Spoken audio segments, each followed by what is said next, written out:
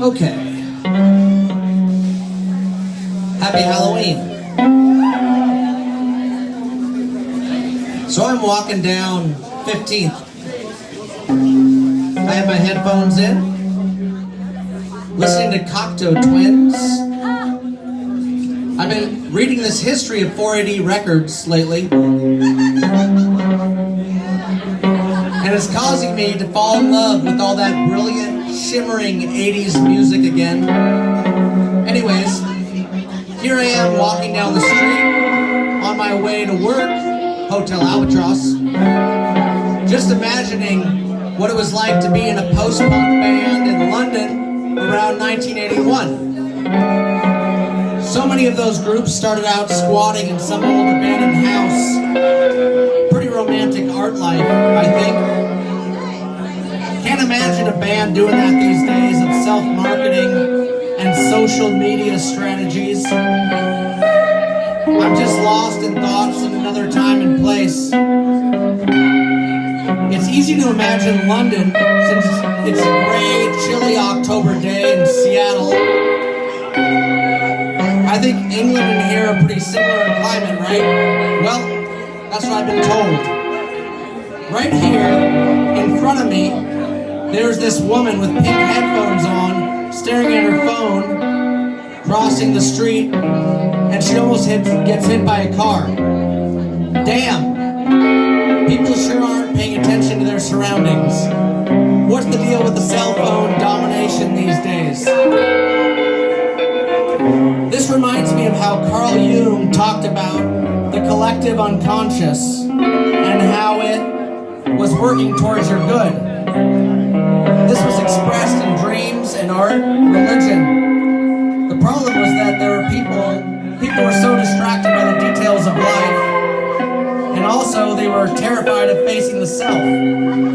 Back in the 20s, he talked about how life had gotten too fast and too full of technology. And because of this, we were disconnected from the collective unconscious, and this was causing all kinds of mental health problems. He was talking about a disease of the body, the mind, the culture, the spirit. The terror was living in the self while totally disconnected from the self. You know, in zombie movies, people don't have thought anymore. They're just pure, unclouded drive. Drive towards what? Eating human flesh and brains. Of course, it's scary to think about a stranger or your loved one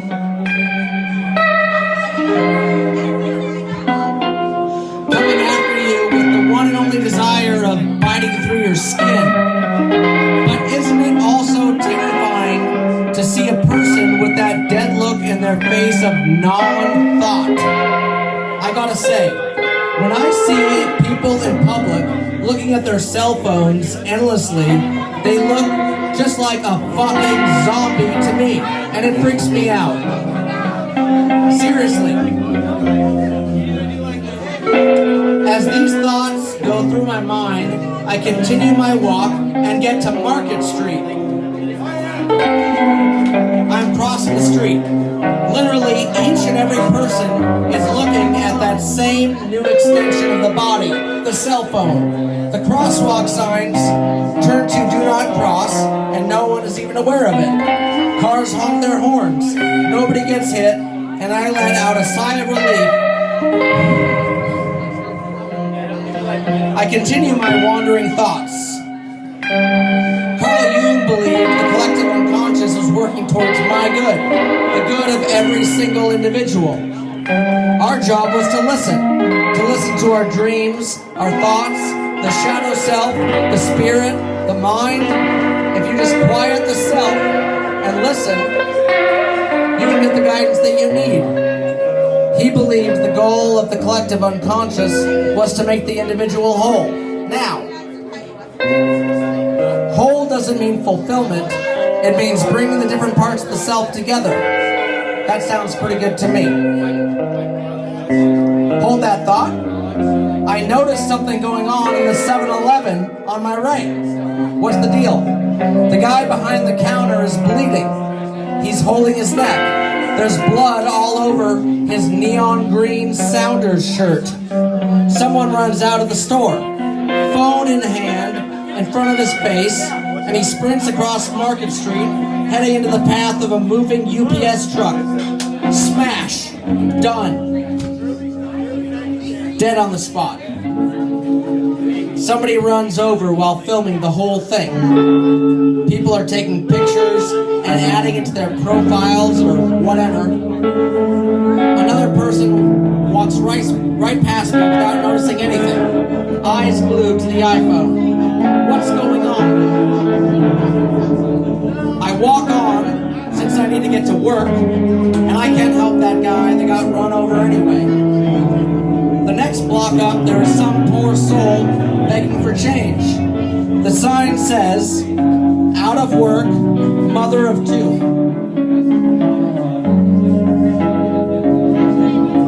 Anything helps. She's got a smiley face written on her sign. Our survival of the fittest economics has its victims, and this lady is one of them. Some bougie, middle-aged white lady is taking pictures of her and screaming that she is going to post it on Nextdoor and call the police to get her out of there. I pull out my headphones to hear what is going on. I pay to live here. I don't want to see you and your trash and your needles and feces all around. Get a job and get out of here. What kind of horror movie am I living in today? What the hell are we doing? Geez, lady, take it easy. You don't know what she's been through. I have the right to speak my mind, and I don't want to see my neighborhood trashed by people that don't pull their weight. She goes back to berating the woman on the sidewalk. I'm voting for Heidi Wills, and she is going to do her job and put you where you belong. That's the last thing I hear the lady say. The unfortunate woman seeking assistance, she never said a word. She just sits there. Well, none of my business. Keep on keeping on to work. I'm up by Kangaroo and Kiwi now. There's a whole group of people standing out front. Just like everyone else, they've got their phones out. Are they Venmoing? Calling a Lyft? Googling some trivia answer they missed? Writing a negative Yelp review, complaining about their experience? As I get closer, I notice that something's not right. They are all shaking.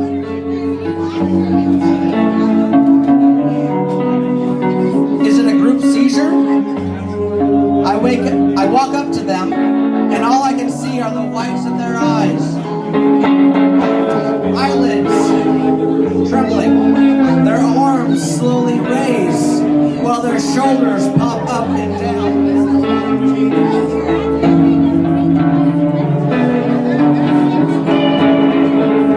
They don't notice me at all.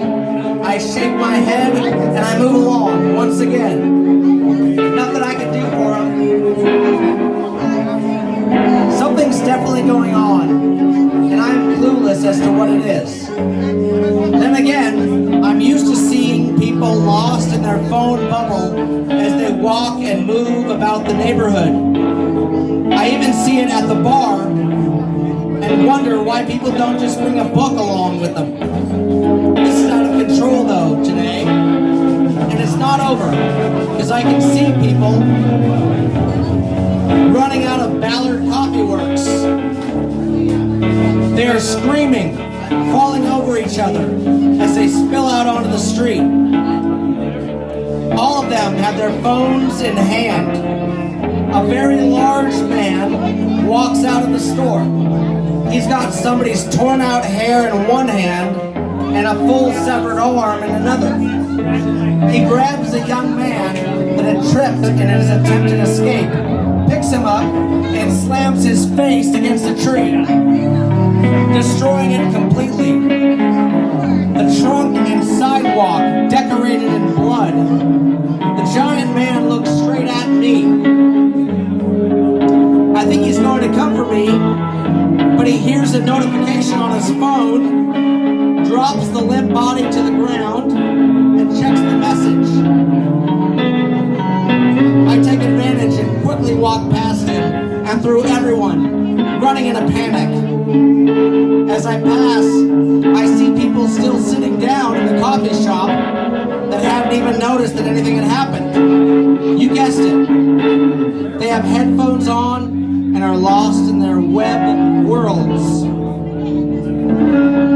Is this some new kind of collective unconscious?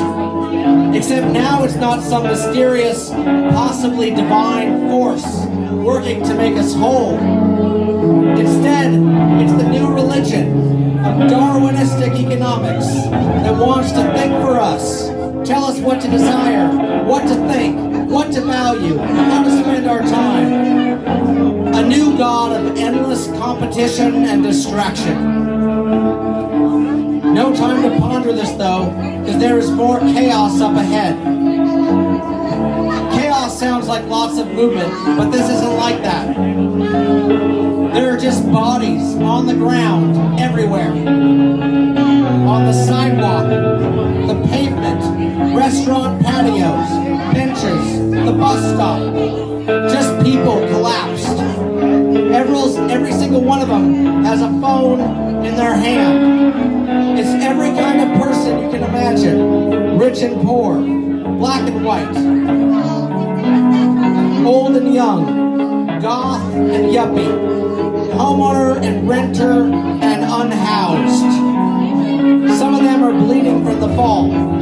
All have their eyes open, with their pupils nowhere to be seen, and eyelids fluttering. Some are twitching, while others are motionless. I don't know if they are dead or alive. There are others still walking and unaware of the corpses. They just intuitively step over any obstacles while on their way. They've got AirPods in, probably listening to the latest true crime podcast or something. Every one of these people is also looking at their phone as they walk to wherever they are going. Are the phones causing both the destruction around me and the inability of others to see it? Well, I've got a shift to work, so I've got to keep going. I walk over some of the fallen outside of Hazelwood, and I look down Sexy Alley. All the trash bins and dumpsters have a body halfway in it. They are face down. The legs are still moving, but they don't seem to be trying to get out. Now these clearly aren't people in need or anything. They all have obviously expensive clothes and shoes, and each one gripping their cell. Out of control. I make it to my destination and turn the key to walk through the kitchen. There's nobody here yet. I walk into the bar and put some music on the speakers. The birthday party. Prayers on fire. I turn on the lights. I raise the blinds and start my opening routine. I look out the window and see the devastation outside. Behind Albatross, there are now cars burning, bodies in all states of motion. Some running, others seizing, falling, just standing there with heads raised towards the sky. The trees seemingly bound down in despair. The dock workers are running into the water and sinking straight down into Salmon Bay. I hear Nick Cave with his desperate howl. Thou shalt not, like Thou shalt not. This is the end. This really is the living end. This really is the living end. Like, really, this is the end, and it's still living.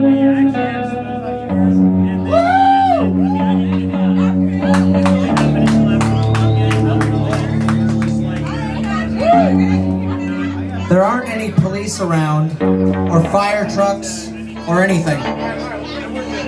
Nobody is coming to the rescue. I guess it's all over.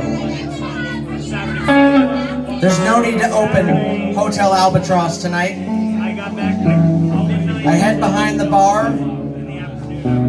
I make myself a finey, delicious Mai Tai. I sit down. I listen to the music. And I close my eyes.